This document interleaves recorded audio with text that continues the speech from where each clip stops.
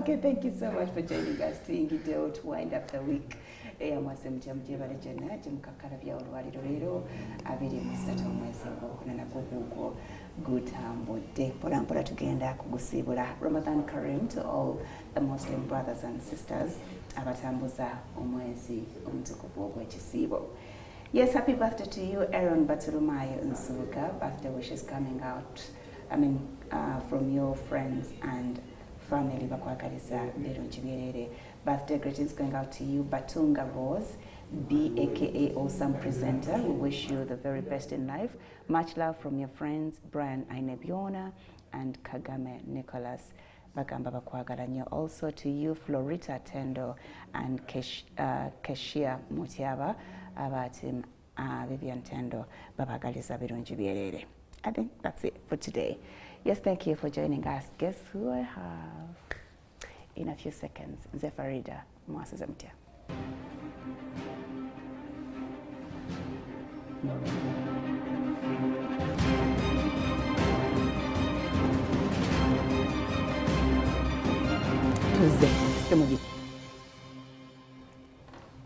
Okay, omwami gwe tulina olwaliro mu studio yachankako, I think in the 2000s, wakati awo 2007 bwe yakuba akayimba akakwata omuliro ne kamuteekako map Jinkese, that is ndowooza kati awo tandise okutegeera Jinkese nakuwawawo obulala, and he disappeared and he's now back. Tugenda kuba tutegeera ekyamubuuza. You have an idea but you don't know exactly what caused it. Agenda kuba atunnyonnyola ebyo, and he's back. What is it that he's bringing back? Ajja kwetereza to leave, or he has a mission jaliko? How has he reset himself? Tugambe nti ozzeeyo ku factory settings. Ivan Qute Kaye is who we have in studio today. Welcome back. Thank you. Thank you very much. Oli otya? Ndi bulungi. Wali cute nnyo n'obijjamu awo katono kati ozzeeyo cute. N'obijjamu awo katono. Cute is a real name. Yeah, over stage name. It is a real name. Yeah. Ebyaddala ddala ng'oliyina wekka. Sinayo mulala omuntu gwanzijukira yalina erinnya erifaanana bw'etyo baamuyitanga Qute ku kyalo ewaffe Sembabule. So at some point bwe mbadde wano ne ndaba spelling erinnya lyo.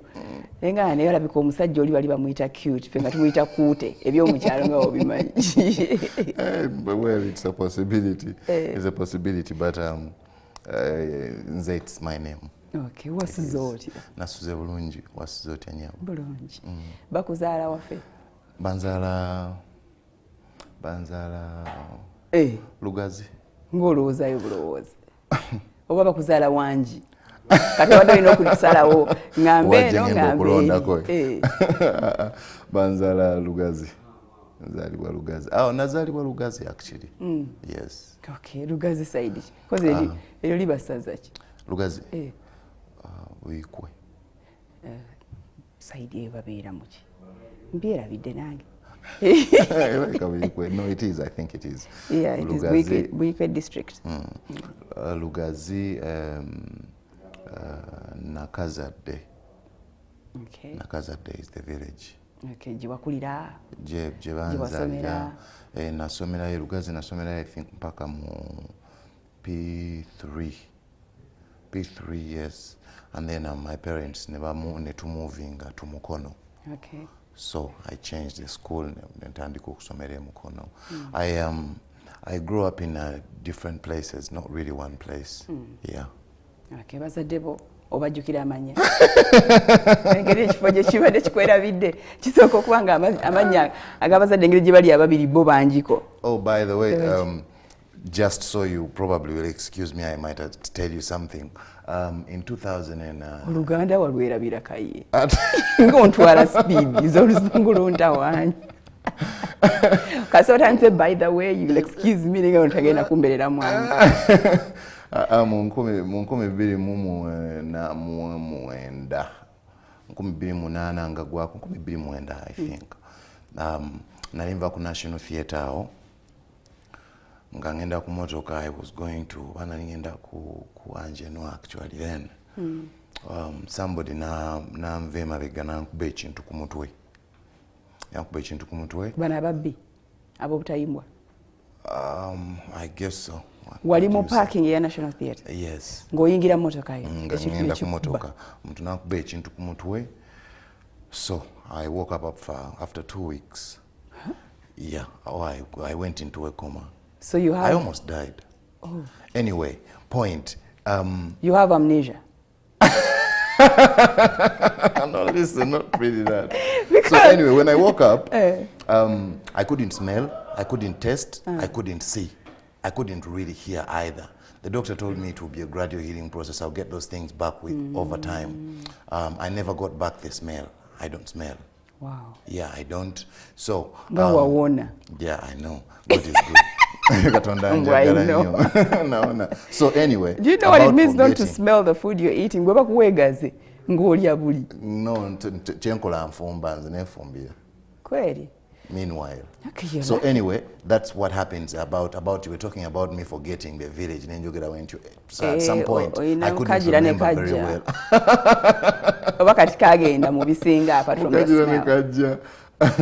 Well, so yeah, that can happen. But National Theatre was fully packed. You have no idea who could have done that and why they did it?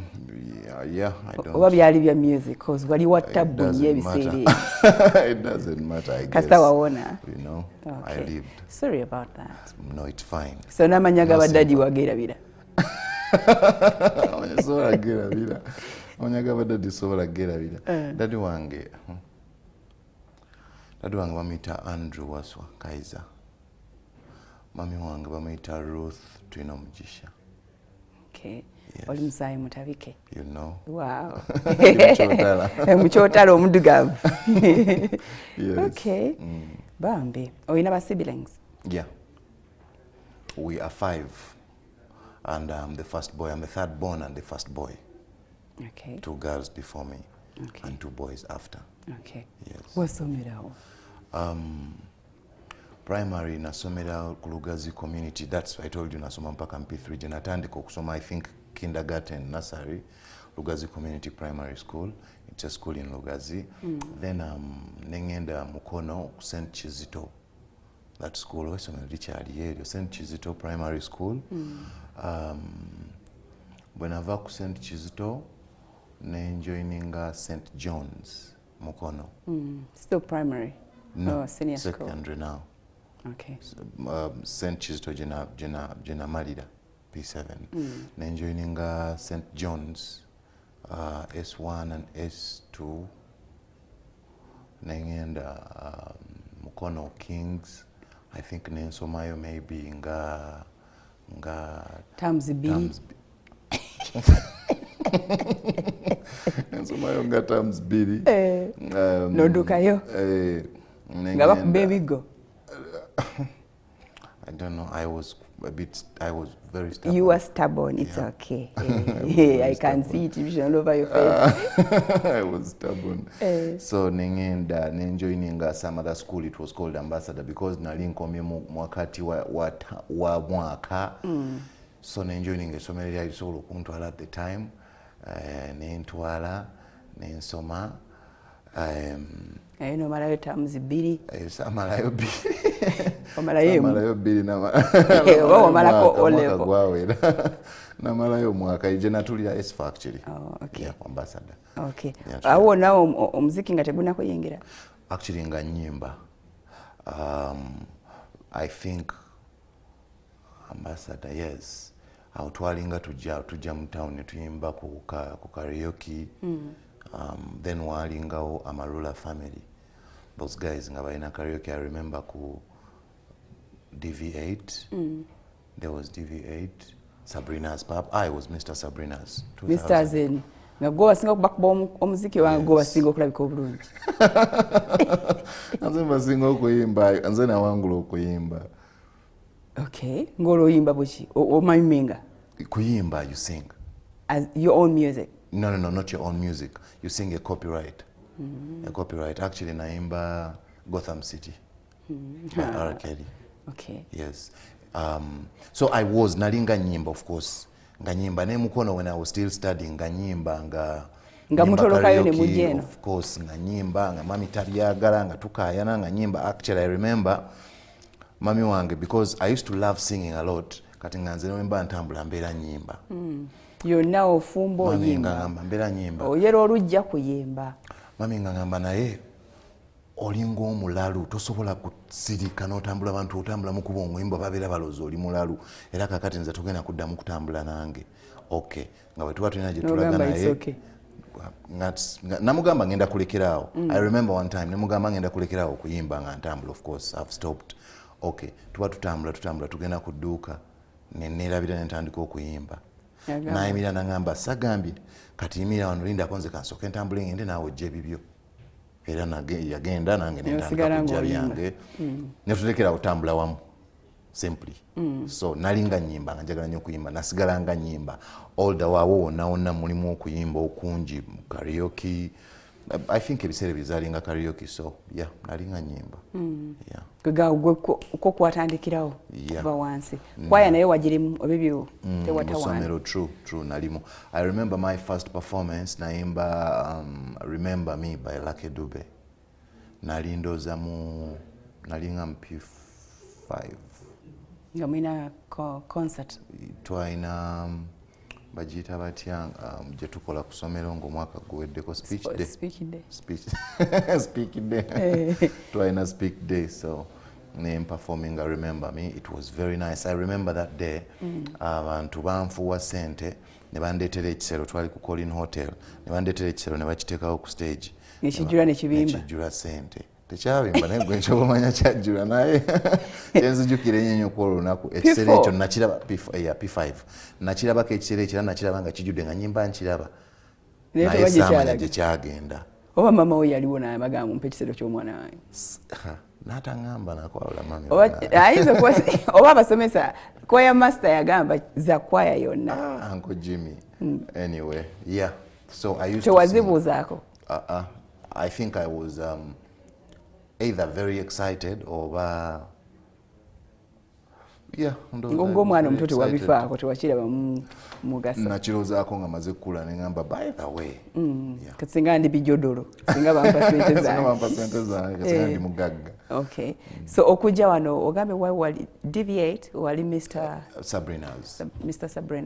Olwani akuwa title ban mikwano gyo? No, Sabrina's wabeerangawo competitions buli mwaka nga abantu abayimba mujja ne muyimba nga wabeerawo ba judges ne balondamu asinze n'abantu of course, so nga mujja ne muyimba mubeera like 30 people ne muyimba ne bajjamu 20 ne muyimba ne bajjamu 10 ne muyimba ne bajjamu 5 ne muyimba ne bajjamu 3 ne muyimba ne bajjamu 2 ne muyimba ne bajjamu abawangudde. Olwo oli ne baani betumanyi kati abayimbi abalala?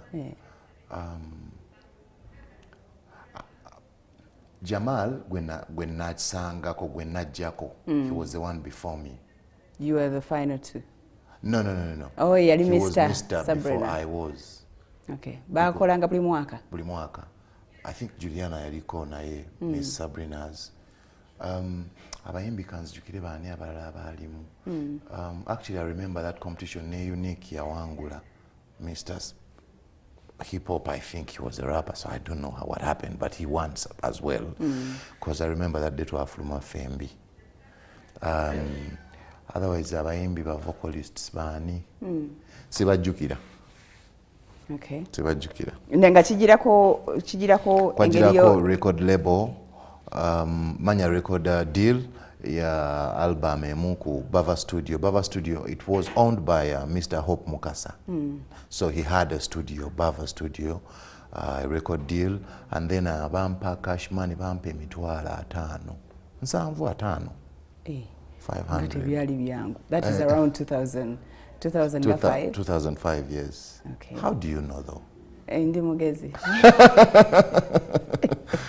My God keeps telling me. Wow, 2005. Okay. Okay. Kati awo ebyokusoma n'obiwummuza bino bifuna bakuwadde record deal. You're going to nalinga mbikolanga nsoma. Nabikolanga nga nsoma nga mami tayinza kunzikiriza kulekerawo kusoma. Yali mukyala mukambwe ndowooza? Not necessarily mukambwe, but farm. kyayagala kitegeeza. She will say, yeah, nga kyogera n'akisigalako. So nga mbikola naye eventually I had to always come back and go back, you know, do this. Bwe wawangula n'ogenda n'omunyemezaako yagamba ati. Nga mpangudde sente. That deal. Of course she was happy for me. Naye nagamba you have to concentrate on your books. Trick is, olwo papa yali kuki abiriwa bya music wo? Ne daddy yali tabyagala nga tabiriiko. I don't remember my father fighting me about it, but not supporting me either at all in any way, you know. So he probably just ignored it. Yes. Okay. So no again, I was recording it at Jinkese? No. 2005 nengenda nalimaze S4 nalimaliriza S4 when I Mr. Sabrina's. Yes, nalimaliriza, so nenjoining City and Guilds. City and Guilds. It's an institution. Oh. It's an institution. Electrical engineering. Nensoma electrical engineering. 2007. 2007. What did you record? When you're ready. No. I did record songs, but I recorded some songs. Naete tetuina kyetwazikolako. You know, nebibeera nenzisigaza nga nze nziwuliriza kennyini. Nazisigaza nga nze nzeewuliriza. Olwokoze mmeka? Ennyimba nakolanga 3. Nga gwe wandikidde? Yeah. Okay. Lwaki tezaafuluma? Bagamba teziri up to standard? No. Wali tomanyi what to do at the moment? Yeah, that's the thing. And then the record deal yali te supplementing the music. They don't do anything about it after they record you the song, they give it to you. You do what you want to do, it's up to you. Kati at that time I was not aware of anything. Around 15, 16? Not really. What do you I think I was around 17. Okay. Yeah. Ngatoyina bomanyi mu industry boyinza okubuuza what do I do? Not really. Abayimbi abali bali mu industry abayimba, I think it was not easy okubatuukako. Ba Chameleone, ba Bobby Wine, ba Bebe Cool, ba ani abalala. Okay, ekyo kanchite. So ddayo omala course yo? Yes. Okay. Olutandika. You finished? Yeah, 2007 when najimala when namaliriza. It was a diploma or certificate? A diploma. Okay. When namaliriza ne katugende tukumulemu nga bw'okijjukira. Nga bw'okijjukira. Okay, Ivan Qute Kaye gwe tulina mu studio. Thank you so much for keeping it. Mwsuze Mutya tugenda kumulamu katono to come out of our.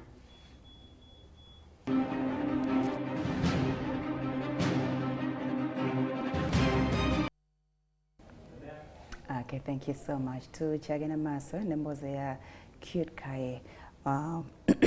Atubulira abadde atubulirako briefly about okusoma kwe and how he joins music but not professionally yet.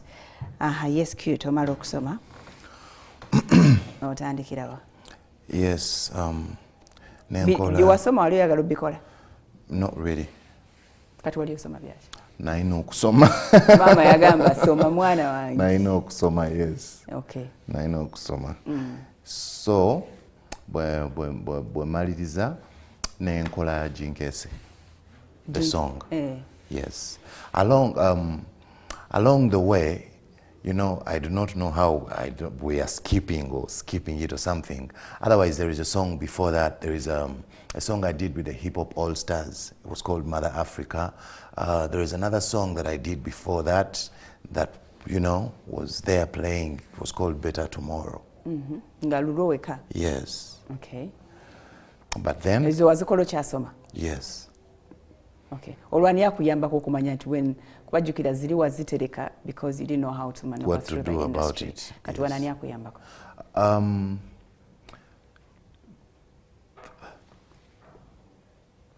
Abantu betwali tukola nabo those projects Kati Mother Africa, it was a project.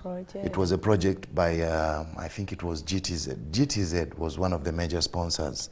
So there was other people on board. So that's how I actually started meeting people with the know-about of the industry. The people who are aware of something here and there. Yes. Okay. Kati Qute Kaye, whose idea was it? Mine, of course. Ani awandika? Still Me. you? Yeah. Okay. Nekafuluma? Yes. Nekakwata? Nekakwata. Nekakwata omubabiro. Olw'owulira otya. Wali bwe mwayimba ziri ennyimba za projects. Yes. Did people notice you? Yeah. Yeah. Nga kiki kye basinga okuba interested in? Is it the voice? Yeah, I think so. Tewafunayo producers abakukubirako ne bagamba mukulu nkuwuliddeko wano. You seem to be a guy who's going to make it. No, there were young producers, not really. There were young producers betwakola nabo kubanga yo project ya GTZ kwaliko ne facilitation ya producers, not just musicians who were singing. So I met young producers then. And then I had friends who were producers as well, like Didi. Who else? Yeah. Okay. But no, there was nobody major, yes, who either called me or something. Okay. Yeah. Kati otandikira wa? You just stormed the studio? Oba abo benyini nyini bebakolera Qute Kaye? No. Nagikolera ku No End Studio. Actually, neyo project twagikolera ku No End Studios. Ya Mami Halima. So, I met Chiwuwa. Henry Chiwuwa, the producer who produced that song. Qute Kaye? Yes, the other one? that one. I think nekweli project inaze yakolako, but not one of the ones I did. So I met Chiwuwa, then nengenda mu studio, nemugamba, this is what I have. Can we do this? Yeah, we can do this. Okay. Olo church inspiring akayimba ako? Akayimba ako, nali mbeera Bugolobi opposite Shell, our campus. So I had some friends nga babeera ku campus nabo nga balina ennyumba gye bapangisa. It was a big home, but they would share the rest, but each had a bedroom. Nga ba students? Yes. Kumubs. Yes. So one time omu yalina girlfriend we. Girlfriend we najja okumukyalira n'atamusangawo. Bw'atamusangawo omu ku balala abasulawo n'amutwala. Damumpulire. One of your friends had a girlfriend. Yes. Girlfriend najja. Yes. N'atasangawo boyfriend. we. Then one of the friends. N'asigala nga anyumya with one of the other guys. I was not staying with them. But you are a friend. I would. Really? Okay, the other friend. Yes. Nagato for you. Zikankwe company ngoli bwajja. You know. Oba byali bya oli tumujjewo.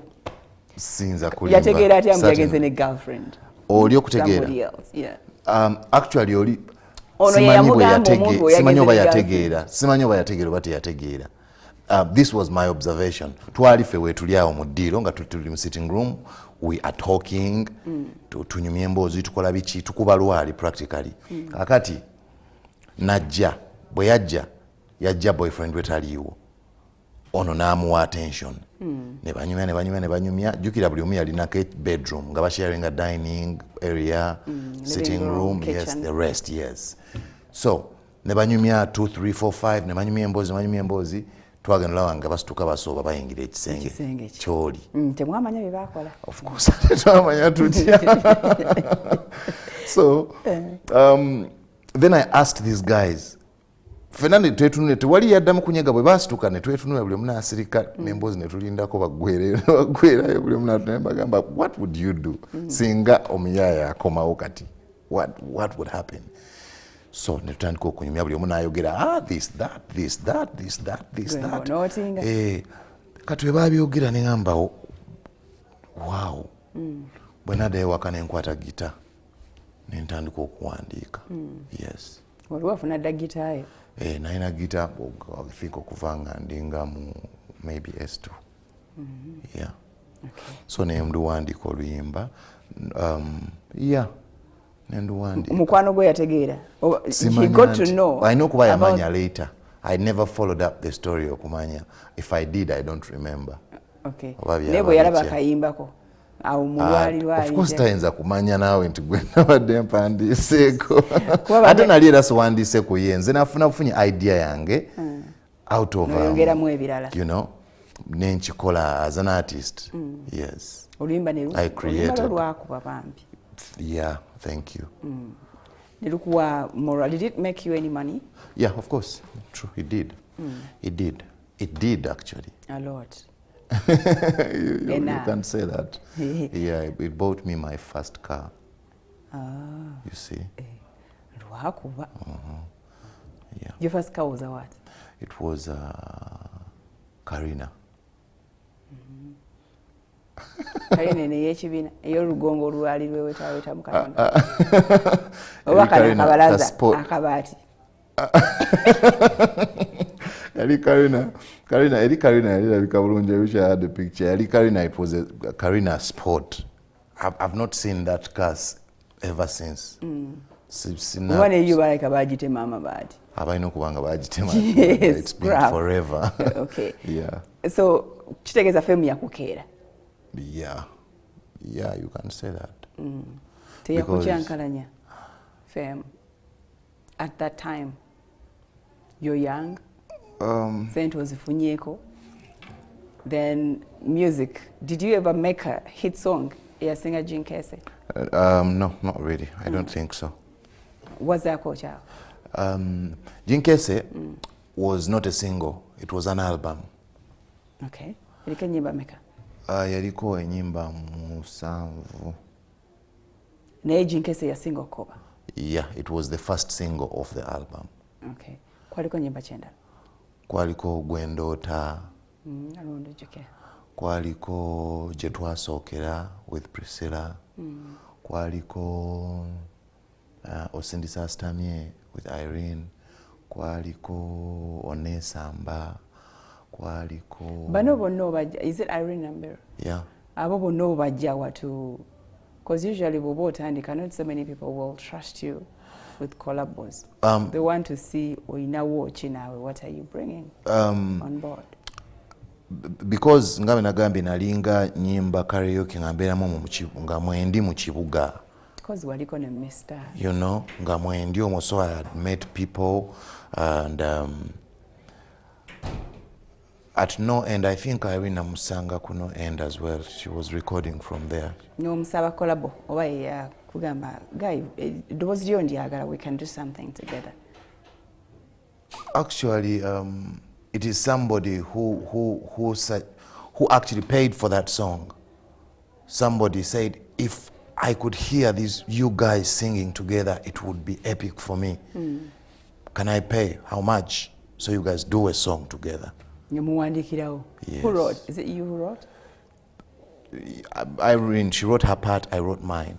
Of course, I began, you know, creating the rhythm, the melody, you know, and do this, we should do this.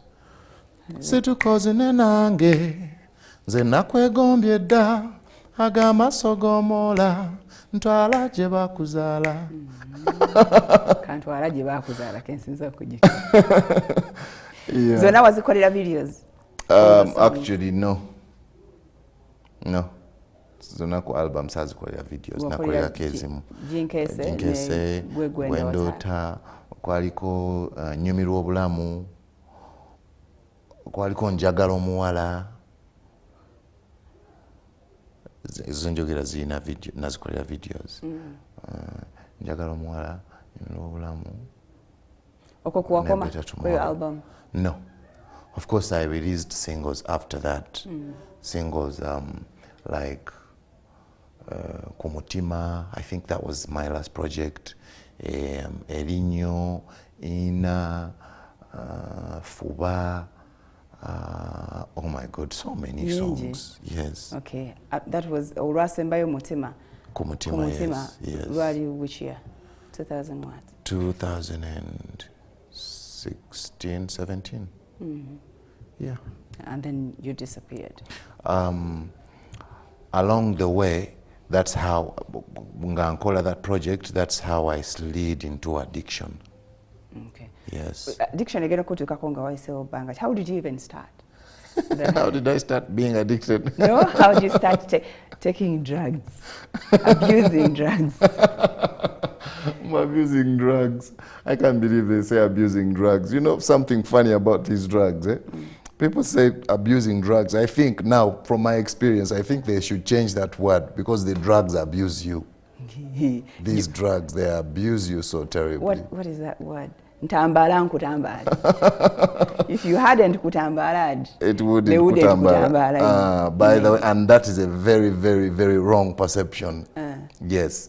I think it's in society. People believe that someone who is addicted to any substance is, it's their choice.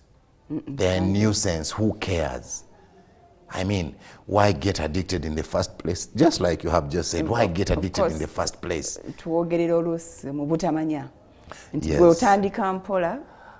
You know, and then, you're just having fun. Yes. And then, you know, this word itself, the word addiction, probably it needs to be defined for society more and more and more, because addiction, in my understanding, implies that you have gotten hooked onto something. In your understanding. You know, yes, you've become addicted to something. You can become addicted to the phone. Yes, you know. And be addicted to sex. Yes, masturbation. So you become hooked onto that something. Ekitegeeza nti okitandika gwe, oyinza okitandika mu ngeri yonna yonna gy'obeera totegedde subliminally, but then you get hooked on it. It hooks, nekuteekamu eddobo. N'obeera ng'oweddeyo. Kakati ekitegeeza nti obeera, yes, that's why it is a disease. It is not just anything. Addiction, it is a disease. It's a mental disease. It's a mental disorder. True. It's a mental disorder. So, how I did get addicted was the question, wasn't it? How did you even start? I had some people. I met some people, and we used to work together. We were working together with different people, many people. Yeah, music. Yeah, I had a band. We had a band. We created a band. So we employed more people. Now, among the people we employed, there are people who are using drugs. And now, the trick is I'm not trying to blame anybody, because I don't think it's anybody's fault I did smoke. Nobody got it and forced it down my throat. No. No, yeah, of course they influenced me or they told me. I first refused, then somehow, eventually I said, well, this one, I don't think you don't know what will happen. This is so good, you know, this is... Takes you to heaven. This is better than beer, anything else. This is so good, you know. Just try it. Sorry, not really. I don't feel up to it. Again and again, again and again. So eventually, I did. When I did the first time, that's the thing. The first time is fine. I didn't even realize, because when I smoked, when I was smoking okusoka, nenkola wenti omutwe mpulira nenyimira ku kigere kimu ndabo basisoolo banaagwa nesigwa nengamba I'm not feeling tebina mugaso nembirekawo netugenda gye twali tulaga. Then the next day as well twali tufuluma nga tugenda for a performance ngetuyitirawo, because bo bali already addicted. And by the way, people who are addicted, that is not right what you do. Don't do that. You don't have to drag somebody in like that. Yes, that's wrong. And they don't tell you what happens until you're hooked. Listen. Now, the second time, era nenywako, era nenyimirira ndabo bankyali bulungi, nolanga nga ndi fine namba, okay. Netugenda kukiddako. The third time, netugenda. Nalina okukeera ku makya nalina appointment. Ngenda okuzuukuka ng'omubiri gunnuma. My body, I was aching all over. Nga sina maanyi, I was so weak, nga sobola situla mukono. Nga I'm sweating, nga nina eminyira, nga my nose is running. Nengamba, oh my God, I'm sick, something is not right, I'm sick with something, I'm coming down with something. Nekaneta kugenda please sina maanyi bichi. So I told some of the people when I didn't have. Nebagamba, no, you're not sick, wetaaga just kunywako bunywi kuki. Kukali akantu. Imagine if then sinaba nakutegeera linnya lyako. Oh my God. And you know, it's not right. Curiosity, they say it killed a cat. It's not good to be curious about things that you do not understand. Anyway, nebagamba, no, kunywako bunywi, that's all. If you can do that. Nebagamba, all right. Kalika kufuwa? Kunywa? No. Oteka ku file, omanyi file? Foil paper. Yes, oteka ku foil paper. It's powder. Oteka brown sugar. Oteka ku foil paper, no koleza, and then you inhale. Yeah, I know. Anyway, kakati nebagamba kunywako obunywi, you'll be fine. Nengamba okakasa mboye sidwaliro nenstuka mpola nengenda mmotoka netuvuga netugenda. Netutuukawo wetwali tuligula. Mwali mukanywera in particular place, temuba nakewaka. You buy it. You buy it. Actually, you buy it. But nze when I became addicted, nentandika okubigula. Take away. Nga sina gasigala yeyo until Jesus Christ. Kakati nengenda nenywako. Bwe namala okunywako nentereera bulungi nnyo nempulira nga ndi fine, my nose stopped running, nendekera okutuyana. You know what I did? I cried. Because I realized that I'm dead. If this is what it is, I said so. Ngenda kubeera nga bwenti. Okuwona ekirwadde kino nina kunywa kyandwazizza. Kino ekyandwazizza nsobole olwala nzire nkinone. Or appointment gye wayina? Nemtereera nenvuga nenzija mu town ne meeting nga birina okumeetinga nga gwanda batoyinza nakutegeera anything. Okujjako kati nga nina ezo bayita withdrawal symptoms. Notandika okufuna running nose, nogwamu amaanyi, olubuto ne lukuluma, abamu nosesema. Some people die. Yeah. If you fail to access the drug of your choice, you die. Okay. It happens actually to all addicts because right now I am working with different people who are addicted to different things. And I've seen abantu abanywa omwenge, just omwenge, nga bali addicted to mwenge. Bw'atanywa alwala. Tasobola kukola kintu kyonna akankana n'atintimana ababubiya. Azirika n'okuzirika omusajja tumuwe kumwe. Naye wategedde otya? Oba wali kadi? Oba nanywako. Kati cute. So awuwadde engulu. Teweekubulira n'ogamba, I think I'm not doing this thing again. You know, that's the thing. I should have done that. But nga nina ebintu bye nina okukola, nina okukeera ne meetinga some people, nina okugenda nemba ne meetings with different people about other things. Sometimes nga nina okukeera nentwala omwana ku ssomero n'okumunonayo. Wayina baby nga samulida along that way. Oba yali wa sister wo. Oba yali wa sister. Twamuzadde ddi?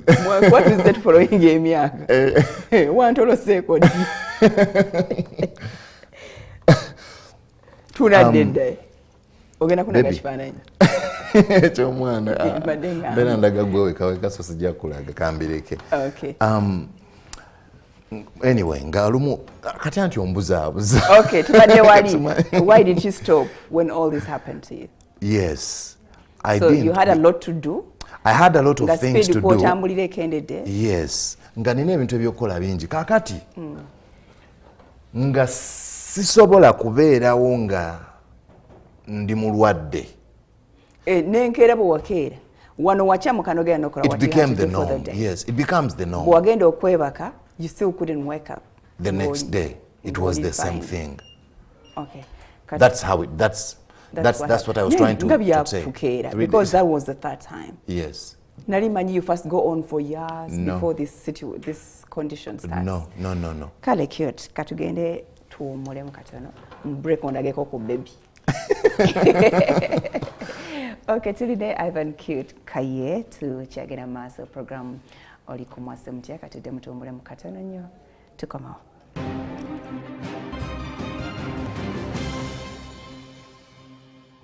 All right, tuline Ivan Qute Kaye, Mwami Moyembe, who struggled with addiction recently. Yajivamu, his work in progress. Wajuvira mudala. Wawonera dala. What did you say wrong? Atandika mpola to get addicted to whatever it is that he was taking. Agamba, it was God's grace that he actually overcame it. For now. Okay, cute. Yes. But Gamba, why didn't you stop when you realized? Yes. Kakati ngebyokola webiri responsibilities nga zona weziri.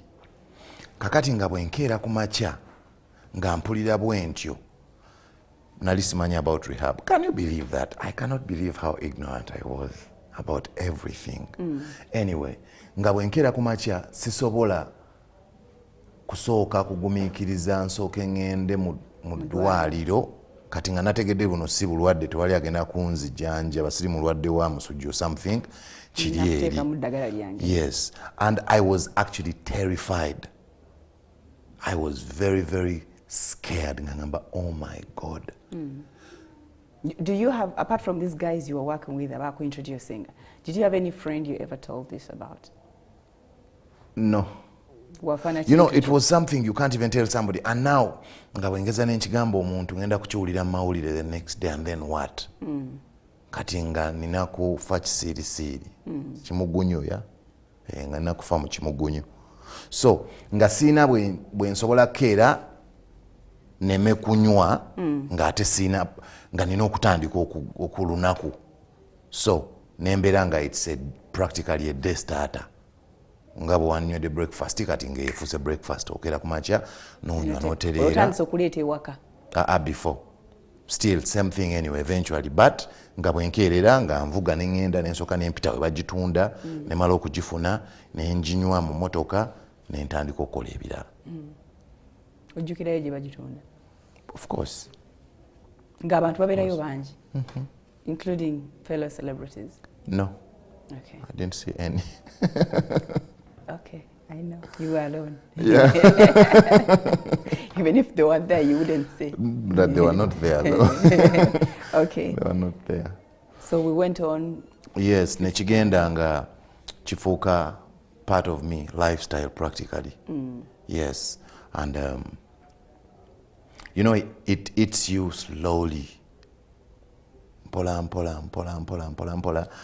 And you accept it as part of you. And the moment you do, you're dead. Yeah. You know where it ended for me. Yes. Okay. That's how bad it gets. So how long did it take you? Wamala miezi mwenda, mwaka gumu, ebiri, smoking. Public okutandika ngoli mu situation eyo nti ngira nekinkuba nejanjaba nekinkuba kyakutwalira bbanga ki for the public to get to know that Qute tali mu mbeera nnungi? How long did you hide it?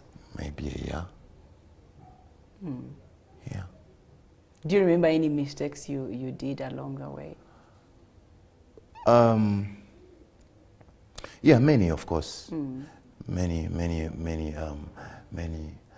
mistakes. But I'm trying to find a way that I can say that, because yes. Many mistakes, of course. Many mistakes. Music wali omukola? Bulungi nnyo. Okay, nga n'ogenda ne ku performances. Nga bw'otuuka ku stage, okyali backstage. Ng'era mugirirayo. For you to get onto the stage. Mu motoka. Nga kakuwa amaanyi. Anywera motoka tekakuwa maanyi. Tojjukira kye nkugambye. Bw'okatandika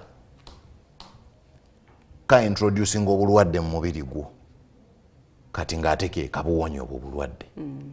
Omubiri gwo gudependinga ku ko kakati you become a slave to it. So temubaamu in my experience temubaamu kunyumirwa.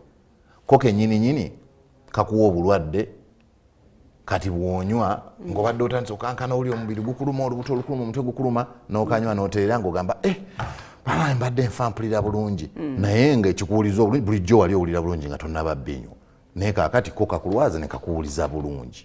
So temulimu kunyumirwa. Okunyumirwa it's an illusion. Yeah. Public ekitegeera etya? Was it the media? Did you do anything? Let me see how at first. Yeah. I remember the first story. Twali to shooting a video ya Ngabo Wakolanga, the rendition of Eddie Wamala's Ngabo Wakolanga. That's the song I redid. So twali to shooting a video and then I smoked in the car. We tried shooting anabo waliwo abamawulire. Yes, never noticing. Bakusanga mu motoka? Bakulaba mu motoka? I think so. Okay. Ba noticing something. So ne batandika. Tewali yakunyega essaawa. Nze tebanyega. Nze nga tebanyega. Ngoli oba mukambwe. Oba wali stanga tewese. Simanyi nga babeera bakwano bange because of course buli wa mawulire nti nga abeera akuliraana so babanga bakwano bange kati nga ate jjukira ba mawulire bo kati nga bakusiriikirira jjukira nga you facilitate them as well. Toyogera. So nga basirika you don't facilitate them for that. Nga nze simanyi nti bamanyi. It's so sad. Nga nze simanyi nti bamanyi. Anyway ne batandika okuwandiika mu mawulire. Qute Kaye is on a cocktail of drugs. Qute Kaye is abusing drugs. Qute Kaye is doing some weird drugs. We wonder what drug Qute Kaye is taking. It's not weed anymore. What came to your mind?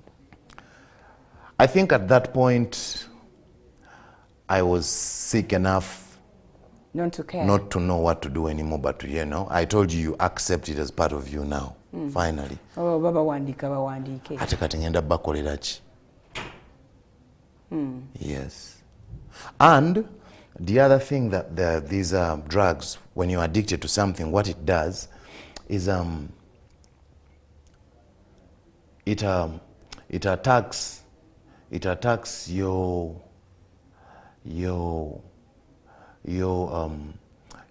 decision making, your power, your control.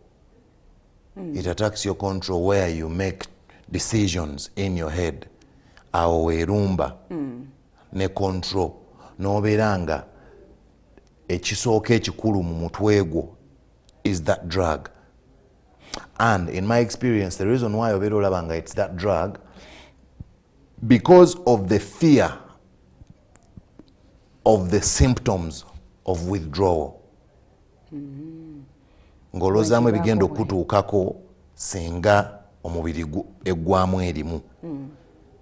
Okubeera nga your nose is running, olubuto lukuluma, you're vomiting, okankana, you get shakes. Omanyi okukankana nga bw'otuuyana at the same time.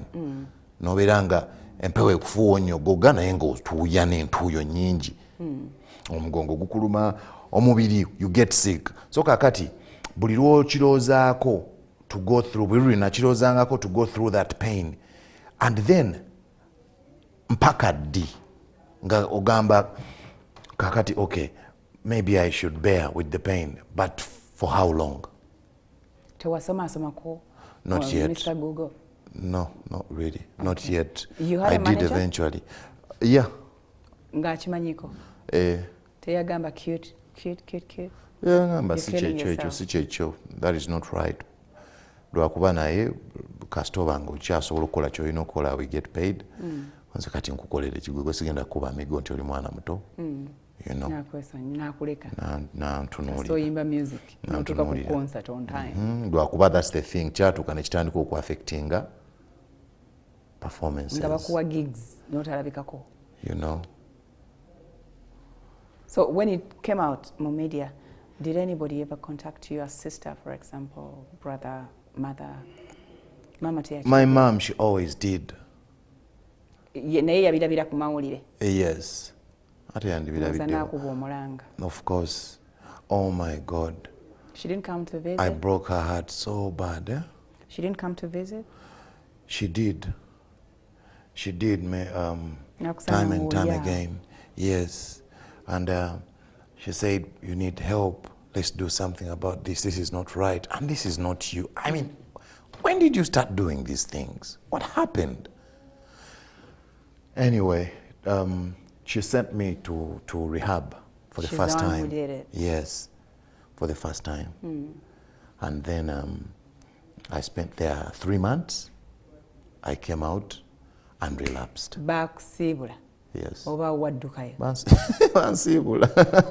So how was life there? Rehab. Wavako for some time, as in you went off the drug. Yeah. Then notaniko kufuna the symptoms. Yes. Withdrawal symptoms. No. When you go to rehab, they detox your body. They give you some medicine. That medicine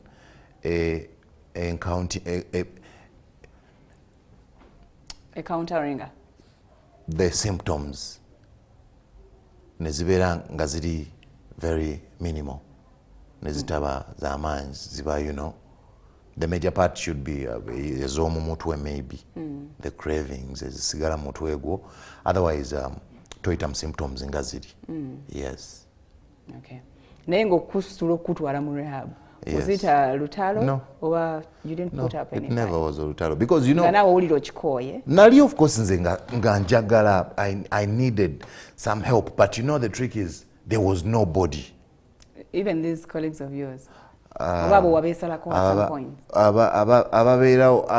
The thing about the industry of music, I think, is unless if you have your family around, otherwise you are practically alone. These people in the media, you guys, when it's not right, you step back. You just, you will feed on it. That's what you should do. It's the media. What do you expect them to do? So there was really nobody that you can talk to. Of course. You never know what they're going to say.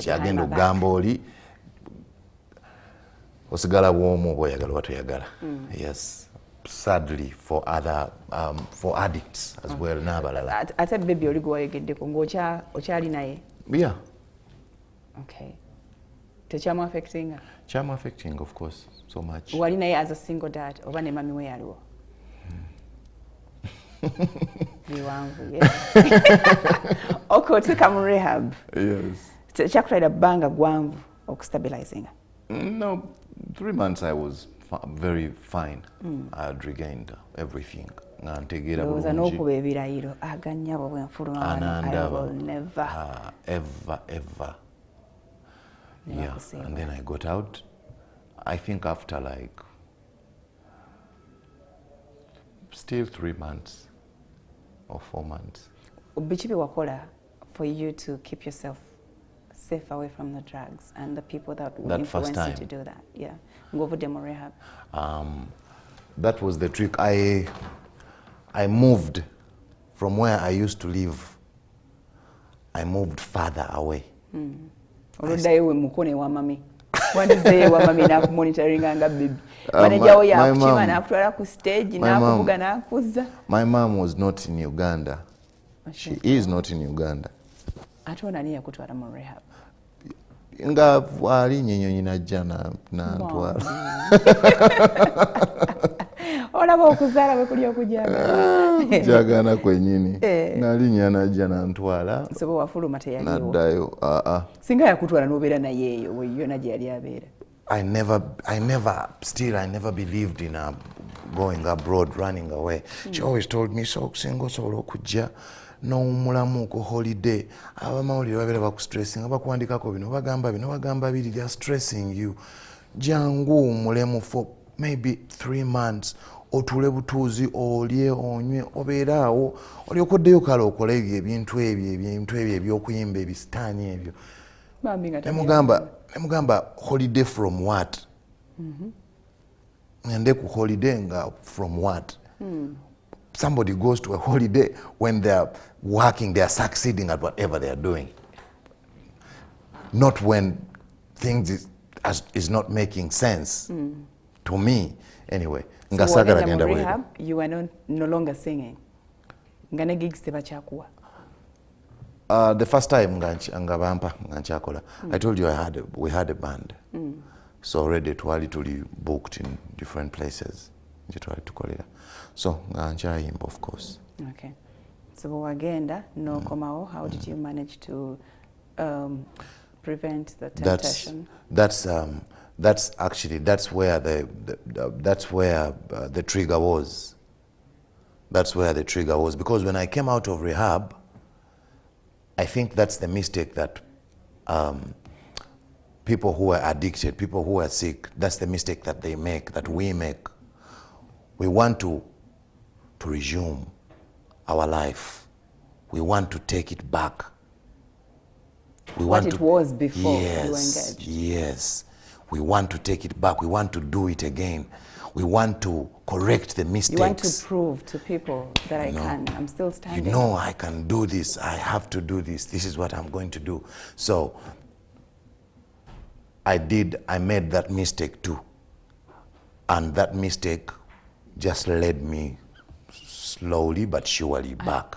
Atenze mbadendo woza chiba chikuyamba maliride I'm going to be the Qute Kaye the world knows. No, that's not how it works. Now that's a mistake. Life moves forward. Life goes ahead. All life was take ekijanjalo mutaka n'okifukirira kitandika okuvaayo. Gezesa kimera bw'ozaala omwana mama we n'amuyonsa amabeere atandika okukula. So it applies to all life. Life does not go back. Life goes forward. So the moment you come back and you're trying to correct, to be who you were, to prove that I am still that, then you're going to lose miserably, because life doesn't do that. When you go to rehab, or when I went the last time, I realized that I do not have to correct anything in the past, because I don't have that ability. No. I have to create a new Qute. New, you know. Okay. Recreate things, life, how it's going to be now. Be excited about it. Write down simple, workable plans, and you know, the moment I get out, you begin. You put them into action to recreate, because when you go to rehab and you've been an addict, you're practically born again. So, as a newborn baby, everything is new. Otherwise, the moment you're trying to correct what was, then you get frustrated because it's not possible. So, in your case, Ogamanti, nani sasa nenze kakanamu nefuna oba na career ndala? Sikukyusa career necessarily. When avaayo okusooka, lwakuba, you know, that's the thing. I don't really think I regret it, because omanyi Katonda takola nsobi. Katonda takola nsobi kubanga bwemba olaba safa, because you don't know. Now people, they see or they saw what they saw in the media, but then whatever they saw, me, I was going through it. And of course it was more real than just that what the media was showing. Of course. What was happening? Yes, of course. It was the top of what's going on. But there was things in there underneath. So it was very hard. I could have died. Just like that. I could have died. Anyway, Katonda bwabaya. Okay. Katonda bwabaya andekawo nanyamba kubera, by the way, that's another thing. When you're addicted, you must face that fact. You accept the fact that there is a power bigger than you, just you. Yes, a bigger being. It doesn't matter how you understand him. That's the trick. You can understand him your own way. Bw'oba Musiramu, well, bw'oba mulokole, nze naawe. Bw'oba Mukatoliki, but you must accept some other bigger power than just you, so that you surrender to them and they help you. Okay. So bwewadda noyagala otandike music wakoma. You know, ngati buli omu ate kyangamba. Abantu accepting as they did before. Not really that. Nononya solace in something. No, you can say it like that, but you know, kankuwa example ya olugero lw'Abaganda olugamba nti bw'osika ekitajja ddiba lya nkoko mu ngalo. Kati kyekyo okugezaako okukwata mu past obeeko byotereezaayo oba oggyeyo ebirungi ebyaliyo mu past obi-reliving kati because you felt comfortable then it was good. Now I want to relive it now. Obeera osika ddiba lya nkoko mu ngalo olw'ensonga tewali alina maanyi gakwata mu past. Agamaanyi Katonda teyagatuwa. Tetukwatayo. We can only use the past, we learn from the past and then create a new life.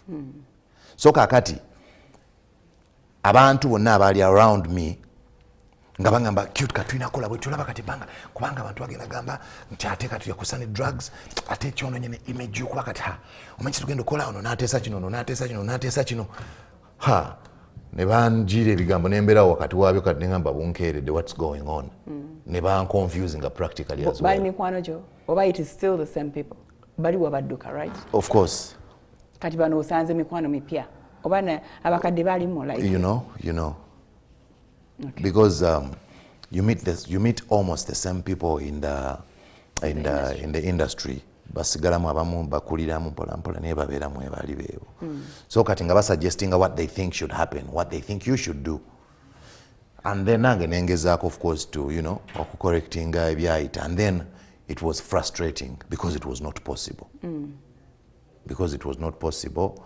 And then the blame. Never withdrawing from you. Of course basigala bagezaako naye kaakati neera ng'ate nze era siina muntu gwe nsobola ku confiding in. Not even mommy? That's the thing, she's not here. Auntie muba ku simu. It's very disheartening okwesiga omuntu ku simu. It's not easy. Okay. Imagine omukubire ku simu katugeze oli mu nyumba. Bakyala batya mu nyumba, oli mu nyumba ogenda kwebaka otyamu ekiro gadde wakanyolo naye nga mukwano gwo whoever gwe weesiga ali mu nsi zaabweru ng'oyinza okwesiga essimu eyo ng'omukubirako ntidde mu njuba ne bunkeredde. It should be, you know, you need exactly obeera weetaaga that kind of support, physical support. Yes. So but I'm not blaming. I know. No, I'm not blaming. Neither are we blaming you. Thank you. So, nembeera nga neera sina muntu gwe nyinza nga expectations bazinsetingidde waggulu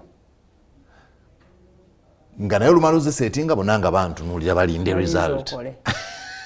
Kakati nze nga wentuula mu nyumba obwomu bwenti awaka nenkwata peni n'ekipapula nengamba Katonda wange naawo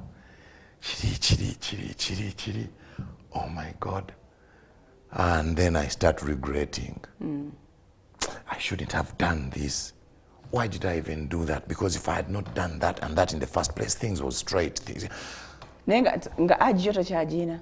No, not really. Nga sijina. Naye, bwe natandika okweblaminga n'okwenenya, nengamba ye abange. Mfaaki. Nze natta Yesu. Mfaaki. Ngamba sina gafa. Noddayo. Yes. Wavuga buvuzi nodde wa mukwano gwo. Wa mukwano gwo. Oyo taba mukwano gwo. By the way, that's another thing. Bambi, people, we make a mistake. Mbagamba mwena abakozesa whatever you're addicted to. Ababantu bonywa nabo mu ghetto, ababantu abakuguza ebyo ebintu nga baseka ne mbonga nti bakwano bo, those are not your friends. No, they are not your friends. ate hiya bakulondola batwanese nakubira oba tosobola kujja kankusanga awo. They're trying to remind you. Yes. Obulamu bwo bulikana akantu. Actually what they do, some kids are getting addicted nga tebategedde. Bw'abanga anywa enjaga ya bulijjo nga bakwata heroin nga ono atunda akwata heroin n'ateekamu katono. Heroin gye badde ogamba ya powder. Yes. Kati agikwata n'agiteekamu. Omwana akoze guno omusokoto. Amuteeramu ako. Kati n'atamugamba ono n'anywa. Jjukira nagamba emirundi gibe 3. Bw'anywa ogusooka ng'amwongera ogwokubiri, ogwokusatu ng'atandika okukankana n'okulwala. Kati aba afuuse kasitoma we. Yes, ya bbeeyi. Ya bbeeyi eri. Heroin. Yes, of course ya bbeeyi. Heroin and crack. Not really. But 15,000 mutwalo. But then kaba katono. You know? So lya aningamo the other way. Ate omusokoto teguli as highly addictive as biri. Biri much more addictive. Guno omusokoto teguli that addictive. So bwakuteeramu you get addicted n'otandika okufuuka daily customer. N'abanga yakola sente. So kati babitega abaana buno wana bw'essomero obwesiruwaza ne butandika okwenywesanyusa obusigala n'enjaga mbu it's cool. You know, cool, you're smoking. Nga bakateeramu nga getting addicted, olaba mwana wo kutandika kukyuka awaka okama mwana wange bw'otakibuuka mangu ayinza n'okufa. That's so sad. It's bad. So bwewaddayo ne bana abaali bakugezako kuwa support ne bagamba Qute, if you can't learn from what happened the other time, we can't do anything for you. Oli on your own. Blame, yes. Oliweka. Yes. Whenever they distance themselves from you, ngoyongera okwenyikira. Depression. Of course you get more depressed. So kano ketwala bakavidia akafuluma when you picked akalabi ram. That was the second round. That was the second round. You're very modest. My apologies. Yes, you are very modest. Wow, thank you. So, I can't believe someone in the media is doing what you're doing. What did Trying I just to be modest. Okay. So was that the second round? Yeah, that was the second time. Yeah, that was the second bad time. You didn't have. Why did you do that? Baka kutuma. Survival. Oh my God, that story. That was when everybody said, "Okay, Qute atulekawa again. If you can get to this." I was though, and people did not believe it because they're shooting a video, music video. I think everybody was trying to convince themselves, "Oh no, they didn't want with all his talent." They didn't want it to be like that. They didn't want it to be like that. Anyway, that story, Simanya, I don't know. I don't think probably in Jeri Peko Kujinyonyola. Yeah, so Kanjireke for now. Okay. Kanjireke bless. But when it happened, many people came out to help. Yes. Era bwe twakulaba omukyala yali sure deal nga Quteko bangi twalowooza okay, it's going to be all right. Yeah. Awo bakuzayo mu rehab? Yes. Okay. First take a breather. Obisunsule, which one, which not? Okay, Tulina Qute Kaye, please don't go away. We're coming back with our last segment. Tava.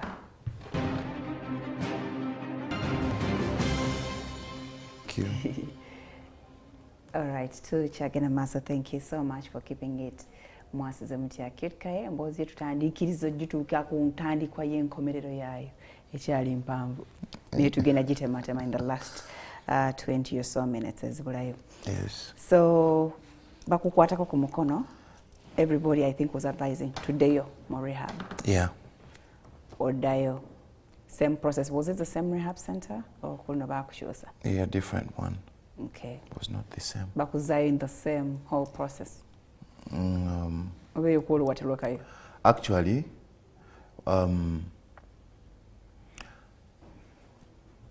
tebantwala mu rehab.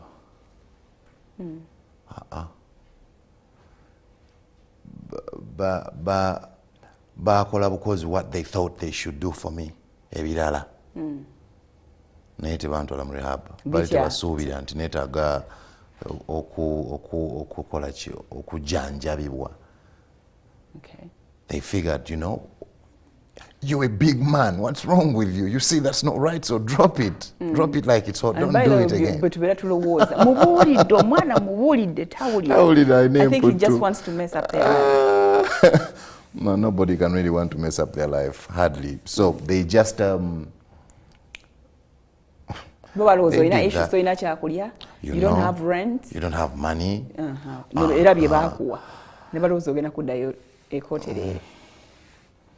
Yeah, you can't say that. Okay. Yeah, in order not to explain a lot. Okay. But thank you very much to Mami Shuadil. She did what she did for me. She's a great woman. Yes, God bless her very much. Now on that very note, to the Captain Mike, Kayemba, some people who did what they thought they should do for me when they did. Yes, God bless you guys all. Thank you so much. I'm forever indebted. Forever, yeah. I think for those people is another reason why I will remain sober. Inshallah. You know? Yes. Okay, so... then, I stayed using. Oh, you did go to rehab actually? I didn't. I stayed using. Ne financial help jibakuwana yo negwao because wajimalira mochiri. You know. Nibagamba Qute Kaye yatulemye tumuvuddeko. Probably. We surrender. Yes, probably. So I just woke up one morning and I walked myself to a rehab. So you can imagine. How you walk yourself into rehab? Yes, you can imagine how I felt. Any side effect permanent up to now? No. Like in me, that's why I say, Katonda, you know, I think my addiction was divine. It was divine intervention. I think Katonda yachinkola nsobola okukiyiga nkigambo omulala nyambeko omulala, because there is a lot of people who are going through that. A lot of young children are joining. They are getting addicted to drugs without knowing, when they don't know. Agenda okukizula nga ali addicted already, abadde ali mu S2, abadde ali mu S4, abadde yakayingira campus. Okitegeera kati ate abazadde, they don't understand that it's a disease. Balowooza omwana aba ayonoonese, oyo musegezi sikyagala kumanya, tetwagala kumanya yamanyi. Tetujja muyamba. I have somebody, anyway, tetujja muyamba, yamanyi. Kati n'ayongera kusinkinga mpaka kufa. Era omuntu ali addicted, mwaba family zaabwe, bwogeza n'otamuyamba either n'omutwala mu ddwaliro, actually not either or, but n'omutwala mu ddwaliro, bw'otakikola oba omulesa afe, obeera osayinize death certificate ye, oba omuwaddeyo afe. Kubanga mulwadde. I hope people can really understand this. It would make a lot of sense. Even to me, it would make me feel better to know that somebody really understood that addiction is a disease. Someone who is addicted needs help, medical help. HIV. Exactly. Okay. So when you walk yourself back to rehab, do whatever it is. To me, njagala kuvaano nga ndi 1000% sober. Yes. Kakati when I got in there, ne bakola detox, ne bankola bye bankola. After a while, pona nemba nga sina any drugs in my body. Nengamba, now what's going to be different? Because I've been here before and I'm back here and I'm not planning to come back, so this is the time to do something about it. So I went back to reading now. I sent for books, certain books. I remember the first book. And Akatandika went like after 2 months. And the first book I sent for was Tough Times Never Last, But Tough People Do, by Robert Schuller. And he said that's what hit me immediately. He said that a setback is a setup for a comeback. And it resonated with me immediately. So I said, wow, that's the trick. A setback, you start setting up the comeback. Not the comeback to where you were, or a comeback to make right again what was wrong. No, no, no, no, no, no. God takes us through, I've learned that God takes us through situations so that we can learn from them to be better. Simply, that's how we evolve. By going through something, because it says in the Bible somewhere that a man who does not remember his past is condemned to repeat it. So, if you can look at your experience, I looked at my experience, I started looking at it step by step. Nentunulira akataala, nempulira buli omu byayogera, nentandika kati ogenda ku internet, nentandika okuzuula ntegeerere ddala kati what's Qute Kaye out there. Bakwogerako ki? Bakumanyiiko biki? Nendaba all the distraction, nengamba, Jesus Christ, did I do all this? How did I, what happened? I cannot believe this. Oh, God save me. What am I going to do about it? And then I kept thinking over it. I sent for another book. I started making notes. I started reading the Bible more. Anyway, I realized that, okay, what I have been through, there are people who are going through.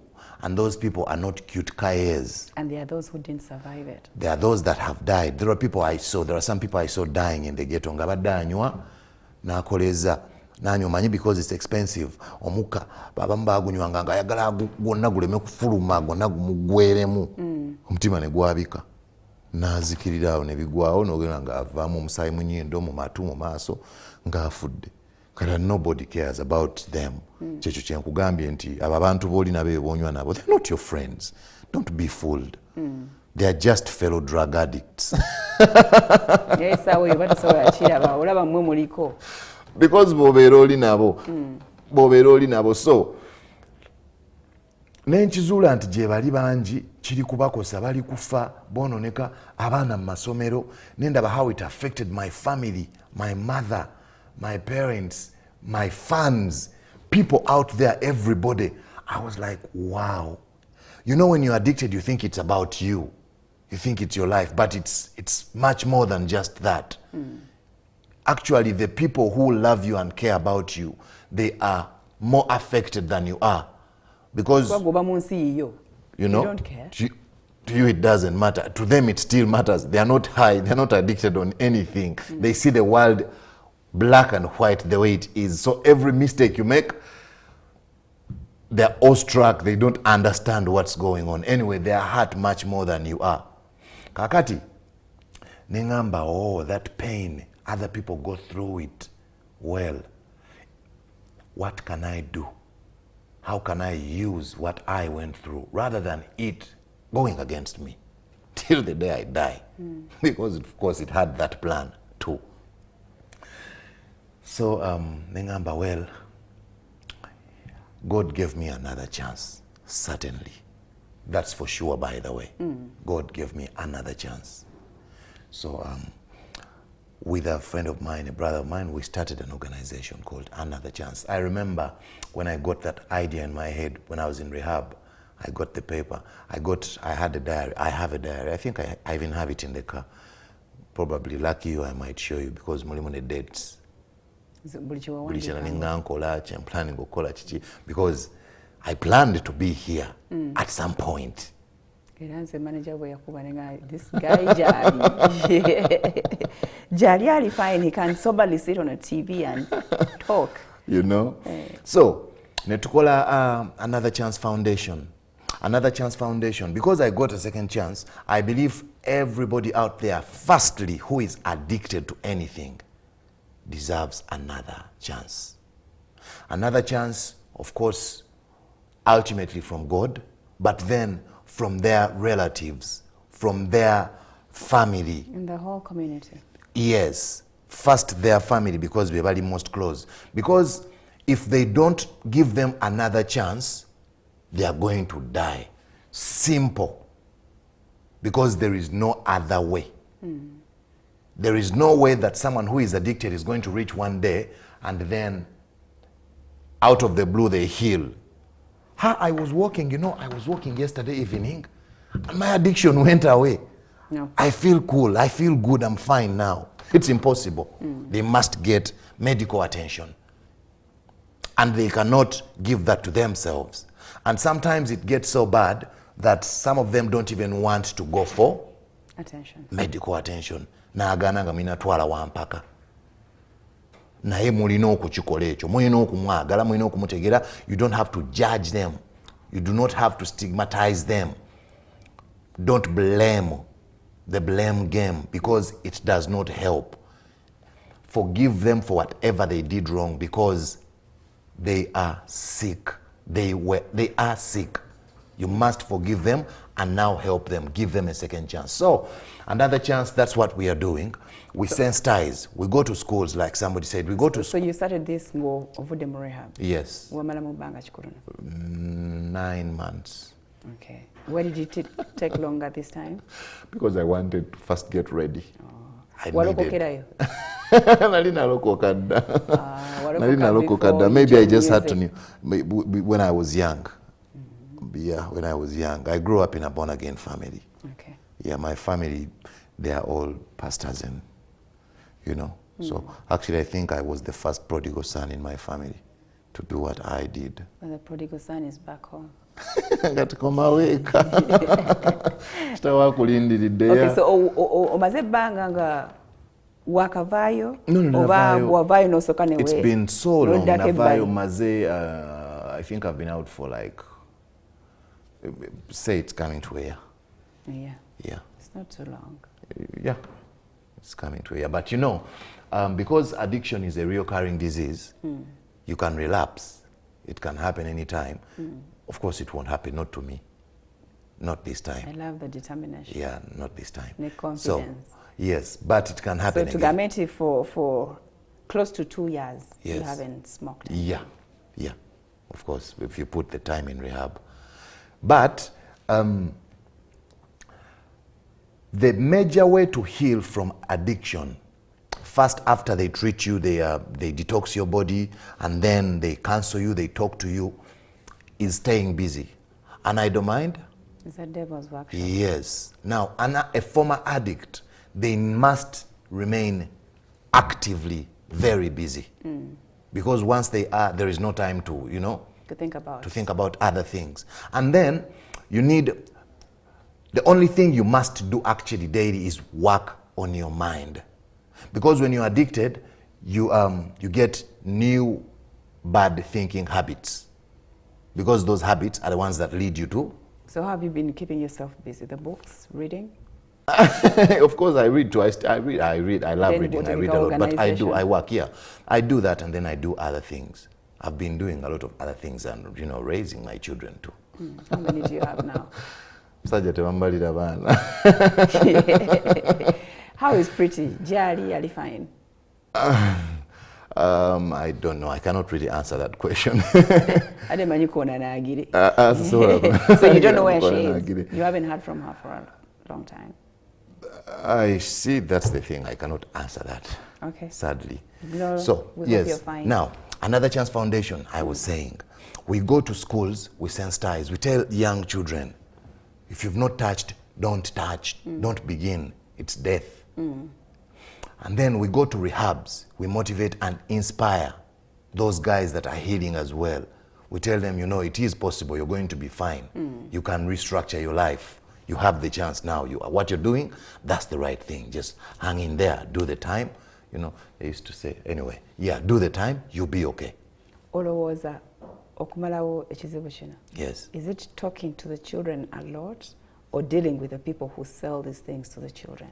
It's talking to the children a lot. You know, dealing with the people, it's like saying you're going to stop cigarette manufacturing because every packet of cigarette has cigarette smoking. It's harmful to your health. Will cause lung cancer. But I think it's one of the most consumed commodities in the market all over the world. Cigarettes, isn't it? So you cannot stop cigarettes. taxes, what we are in the world. But nabo bali mukatale because of demand. You know. So, it is what it is. So it's wise n'otandika na mwana wo. Chovolaba mbadde nkugamba nti kiri more about the family, the immediate family. Kiringa bw'obeera nga obeera awaka ku kyalo naye ng'ekyo ekyalo kuliko abaana abalina empisa embi. Gwe n'ozimba ekisaakaati awaka awo n'ogaa waayi wano nange wenina akataka n'ozimba ekisaakaati awaka ab'empisa embi tebayingira n'obalekayo ebweru kati abaana bo gwe n'otandika obainstiringa mu values. Omuntu akola bw'ati, omusajja abeera bw'ati, omusajja akola bw'ati, omwana abuuza, omwana omuwala ofukamira n'obuuza owulidde bw'osanga omuntu omukulu kiba bwe kiti, kiba bwe kiti. Bwe wayitawo emyaka 5 abaana bo ne bafuluma mu kisaakaati ne bagenda somewhere n'abaana b'abalala ababadde babeera ku kyalo babeera si be bamu.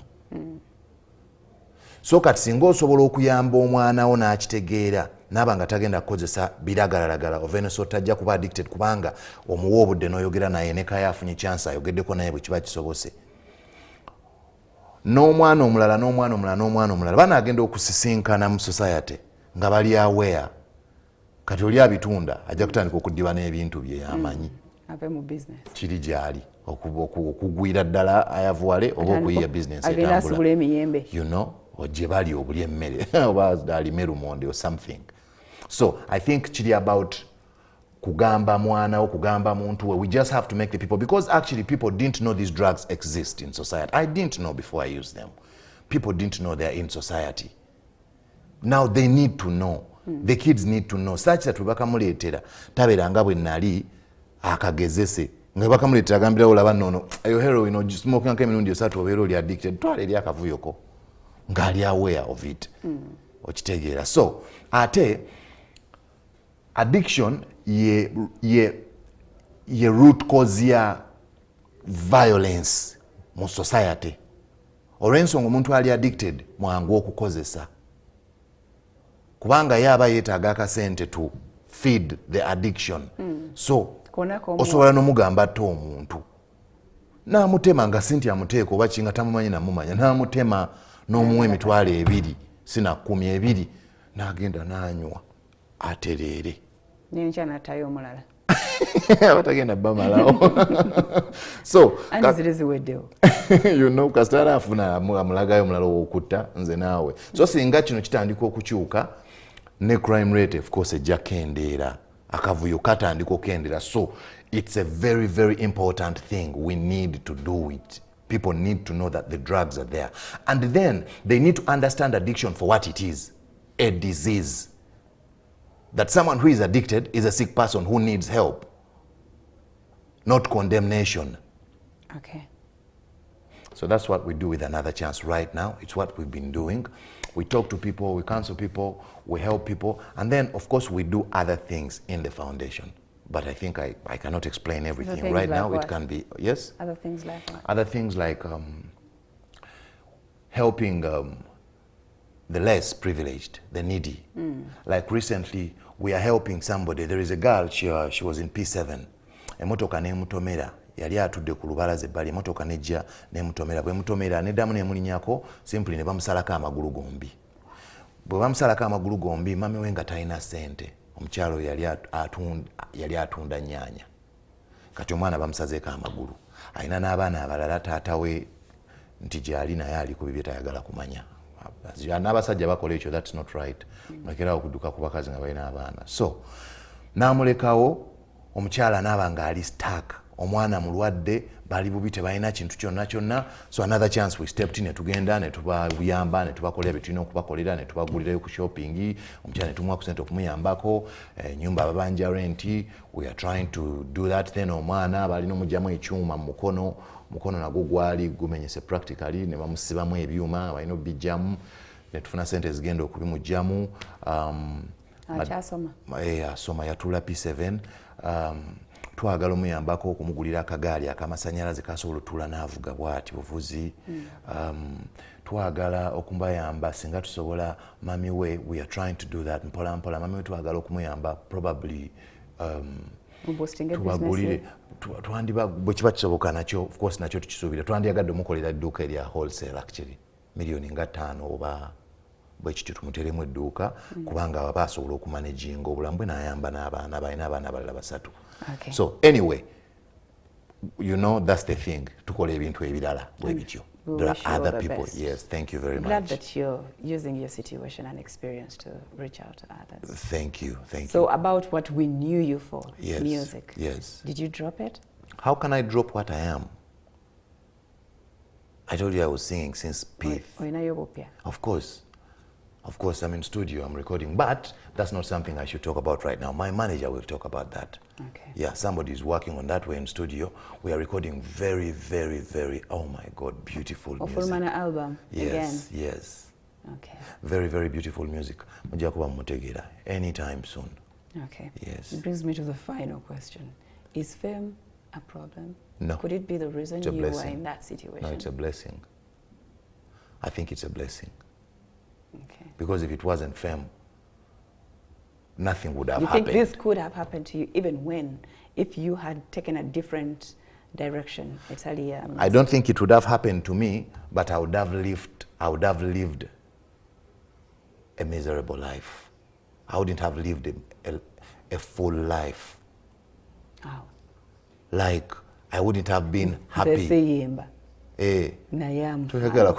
that's you. I am living. Of course you are. It's not a miserable life. Not everybody wants to sing. That's the thing. That's why I was speaking for myself. There are some people midwife. Nandibadde siri musanyufu, nandibadde oba nti I don't know what, oba nandibadde ntya. Simanyi bwe byandibadde. So I cannot really picture any other life. So even after everything that I went through, I'm still very grateful to God, to my mom, to my family, to the Ugandans who prayed for me. Because if it wasn't for prayers and, you know, a lot of prayers, intercession for me, I probably would die. But now that I lived through it and I'm here, I mean, how can I complain? Honestly, I'm happy. And you're not regretting? I'm excited. No, I cannot regret anything. How can I? Why would I? You're just speaking lessons. I know things that I never would have known. And actually, every day, when I talk to people, when I'm helping other people who are actively addicted, I feel like, wow, this was my purpose. I didn't even know I could speak. But wow, I can speak. I'm going to write books. Because there are things that I know. Along the way, when I was reading just to free myself, to understand myself, I started understanding about a lot of other things. And those things that I understood, I believe they can be of value to other people in society. To those things that I know, if other people know them too, if younger children know them early, they can be better people.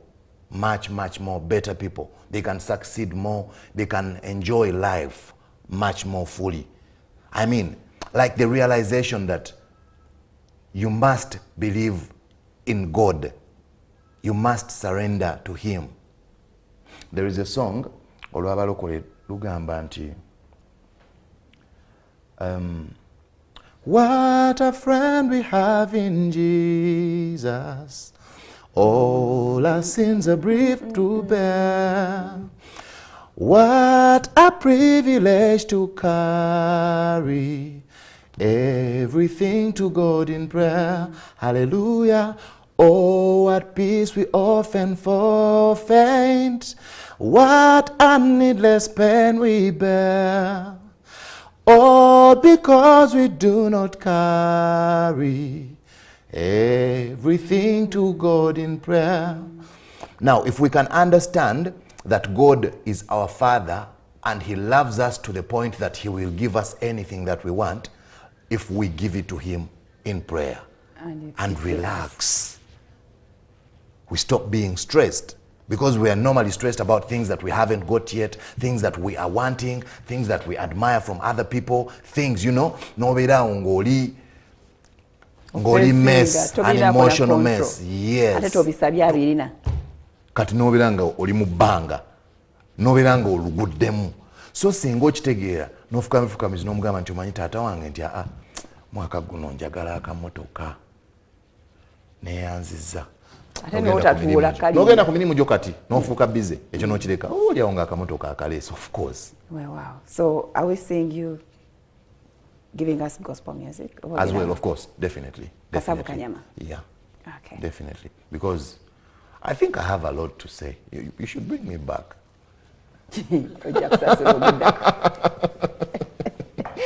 A message to the little ones out there. Abavubuka naddala. Final one. Abavubuka, I think I've learned nti kyamagezi nnyo bw'oba osobola okukendeeza ku mize rather than okwongera ku mize. Wegendereze oleme kufuna mize mipya. Beera nga buli lw'oyitawo ebbanga noonyayo omuze gw'osobola okusalako mu bulamu bwo. Bw'oba tonakola biragala wakiri obusungu, you know, sala ku mize. Noonya bw'osala ku mize rather than okwongera ku mize. Okay. Yeah. All right. Thank you so much. You're welcome. Thank you. And congratulations. Si kyangu, I know si kyangu. Okusalawo n'ogamba mbimaze. Yeah, but it's possible. Ate nze nagamba mbimaze already. Jinkese nagamba mbimaze. Obimaze. Awali omala mikwano. Leero omaze ebiri ebyali bitutabula. Okay, Qute, thank you so much. That's it for this week. Yonaje twavudde Monday to Friday. Thank you for being a part of the show. Tujja kuddira ku Monday, inshallah. We wish you a peaceful weekend. Bye-bye.